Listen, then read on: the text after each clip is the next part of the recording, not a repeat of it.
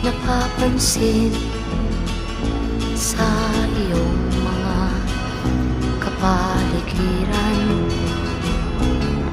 Kay dumi na ng hangin, pati na ang mga ilog natin.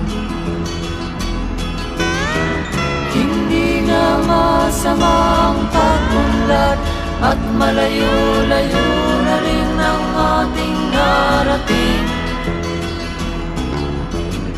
Ngunit masdan mo ang tubig sa dagat, dati kulay asul, ngayon'y naging itim.